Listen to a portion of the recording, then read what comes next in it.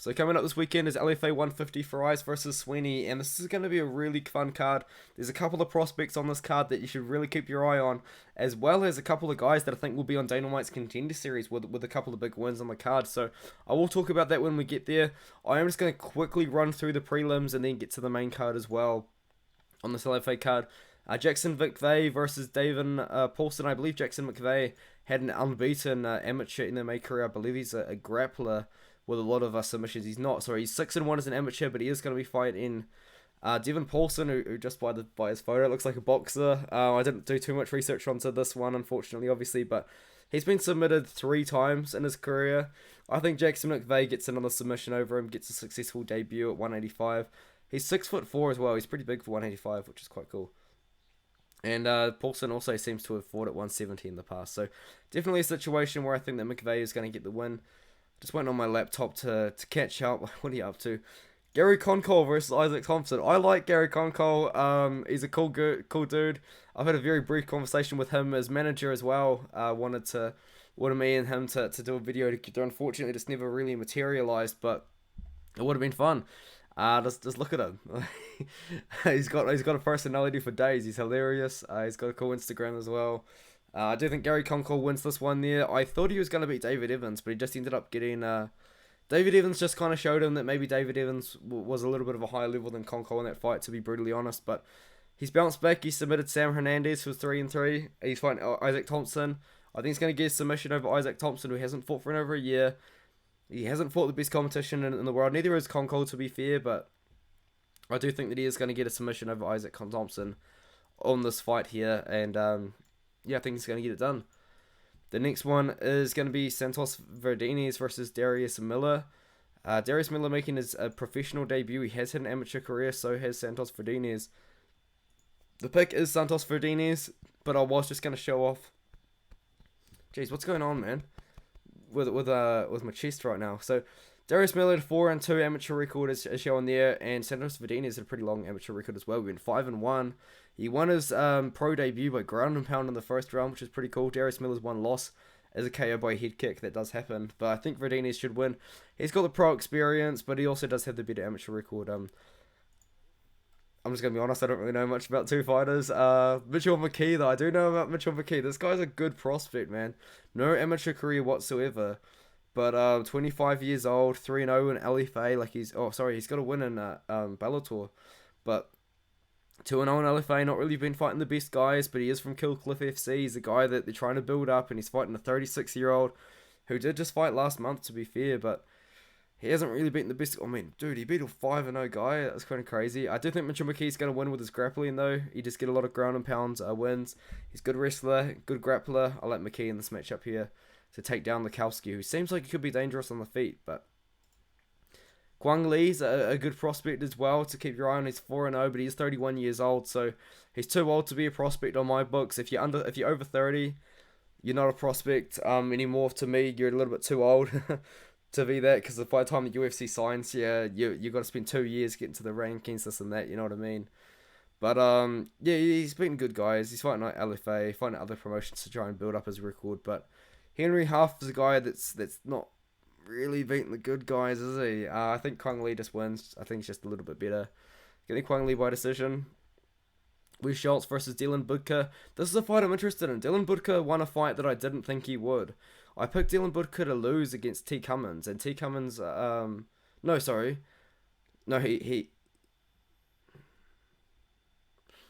picked T. Cummins to beat Dylan Budka, and then he submitted him, which is quite impressive. And then he's bounced back with a win over a 2-0 guy, and he's fighting Wu Schultz, who's 3-0. I think he's had an undefeated amateur record himself. Dylan Budka also had an amateur record, but he's fought often, man. He's fought 4 times in the last 9 months, so I like to see that. He did get submitted in his pro debut. Wu Schultz, he submitted an 11-6 opponent in his last fight. Before that, it was his fighting guys to build up his career. 6-1, but he does have a lot of submissions on his record. So does Dylan Budka as well. So both guys are pretty good grapplers. Both guys are pretty young as well, 26 and 22. I like Budka as a fighter, I really do. He did impress me in that T. Cummins fight, and then he bounced back and fought a 2-0 guy and won that one too.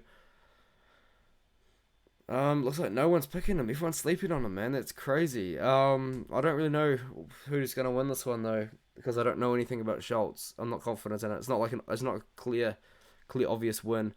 I'll throw out that I think Budka might pull off the upset, but don't trust me on that one, guys. Give me some time. Actually, no, you can't give me time. It's 3 days away. I'll throw it out there. Dylan Budka gets the upset then. Yeah, Scott Ritz versus Yalin Fuller. Don't bet it though. I don't know anything about his opponent. Scott Ritz versus Yalin Fuller. 6-2 versus 6-2. Scott Ritz has more momentum. Yalin Fuller's been fighting pretty good guys recently. He fought Muktik Orobai, who was 8-1. He fought Bruno Assis as well, and Bruno Assis ended up getting a main event at LFA after that. Big Gage Saunders, who was 8-4, and he has beaten a couple of undefeated guys as well in his career, but Scott Ritz is on a run right now, not really fighting the best guys in the world, like 9-5 Craig Fruth, 10-8 Derek Smith, 5-4 and 11-8. Like, not the best guys in the world really, but he does have more momentum right now. I believe he is the better grappler out of the two. Yalin Fuller's pretty well rounded, but I would describe him as I don't even know what you describe his style as really, but I do think Scott Ritz is going to get it done inside the distance. But I think Yalin Fuller could be a live underdog because I do expect him to be the underdog.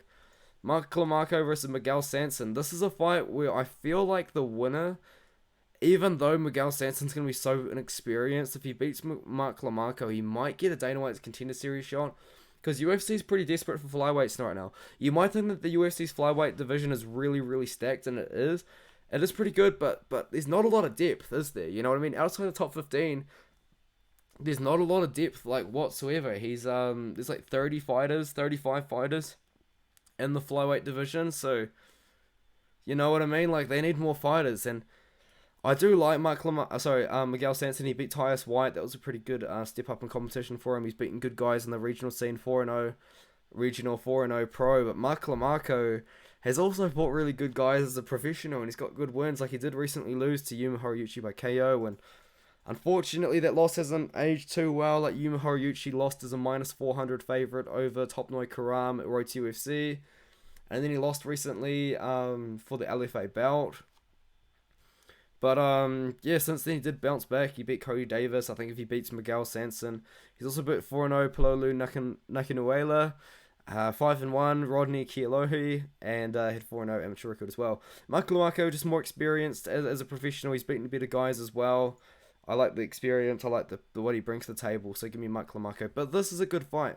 The winner might actually get a Dana White's Contender Series shot.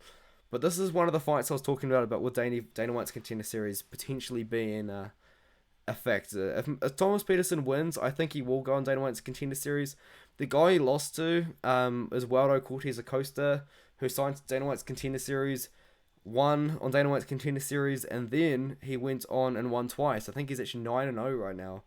So 6-0 after he beat him, 7-0 after Dana White's Contender Series. Yeah, 8-0, 9-0. So Waldo Cortez Acosta is having a pretty good career. Thomas Peterson had a really good LFA career before he ran into Waldo. But yeah, I think that loss has aged pretty well, you know. Like, Waldo Cortez Acosta has gone on to be someone. He's fighting a 38-year-old man who's 6'6", to be fair. He's beaten guys, he's losing to guys. He's fought 5 times in 7 years. Thomas Peterson's just that level, man. Thomas Peterson's the level that he beats Foster. Thomas Peterson's the guy that goes in Dana White's Contender Series. I think he wins on Dana White's Contender Series if they give him someone that's not, like, super, super high level. I think Thomas Peterson's got a good career ahead of him. He's pretty young as well, isn't he? He's like 26 at heavyweight. He's 27. So, I think he had an amateur career as well. He did. He had 5-0 amateur career.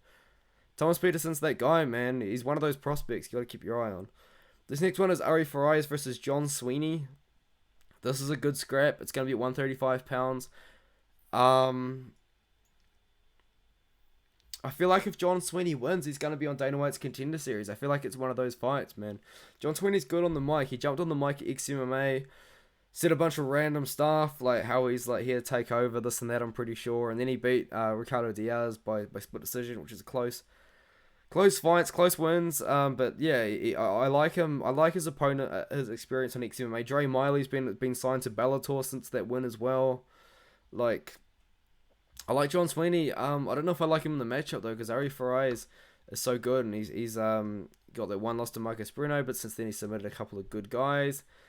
Michinori Tanaka is a very good fighter that was making, I believe that fight was in USA, and it was one of his first fights in USA, but I like John Sweeney in the matchup, man. I'm picking him. He's the underdog, or at least on Tapology anyway. I think he's going to win by decision. Farias is going to be dangerous on the ground, though, so he's going to have to be very careful if he does get to the ground. This is a 5-round fight. I think it might be 3 rounds. It's only 3 rounds. I'm going John Sweeney. They probably should have just had Thomas Peterson in the main event, but I guess this fight is definitely high level for sure. I like John Sweeney, man. I feel like John Sweeney's motivated. This is John Sweeney's opportunity, man. Farias actually might not even end up on Dana White's Contender Series because he's 33. He's too old for bantamweight. So, yeah, I think it's John Sweeney's chance, man. He's not 28 years old yet. He'll be like just have turned 28 years old when he gets the Dana White's Contender Series call. This is a big opportunity. I don't think John Sweeney blows it over. I think he does beat Farias by decision. He's got a good wrestling base. He's got pretty good striking as well. He's got a finish over Dre Miley, who's in Bellator right now. Farias, he's got the jits. He's got the jits. You know, you got to watch out for the jits. But I think that John Sweeney's going to win this matchup, man. But yeah, let's see what the people are saying. Not a lot, but people. So he's very excited about the amateur fight, which is cool. I like that. I like the idea of amateur fights, but I think there's too many fighters to follow the amateur scene and the pro scene. You know what I mean? But let me know what you thought of the video. Very quick rundown of Farias versus Sweeney. Hopefully you enjoyed it. I will be looking to get really into LFA this year, I think. I'm going to have a lot more time for LFA this year. I'm looking forward to it. LFA is one of those promotions which is like good. You know what I mean? Like LFA is just good. They're great, you know? If you want to follow a regional, if you want to follow a regional promotion, follow LFA. Look at the cards that they put on. 9-0 versus 12-2 in the main event. You've got a vacant title fight with a former UFC fighter. I believe Yulia Pilastri's a former UFC fighter. Am I tripping? No, former Dana White's Contender Series fighter. Sorry, she lost to Jasmine Jasudavicius. I got that one wrong.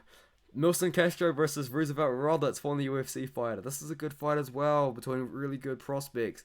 Santos versus Delano is going to be bang. I do think Delano wins that one though. But man, I'm looking forward to this card. Yeah, LFA. Follow LFA, man. If you want to get into regional MMA, watch LFA. Their Boons versus Horiguchi card that they just put on was really fun too. Like Felipe Boons just got a first round KO. Marcus McGee and Luciano Ramos went to war. Ramos just fought like a Nate Diaz guy. I think he actually trained with the Diaz brothers, which is funny. Eric Finbreeze is a prospect to look out for. Princeton Jackson put his name on the map as well as a prospect to look out for, even though I think he's pretty old. Now I think he's like 34. Oh, his age is not on there. I think he's pretty old though, but I think he's a really good prospect. Anyway. But yeah, let me know. Let me know what you think of the video. Let me know if you think of LFA, all this and that, and I'll see you in the next one.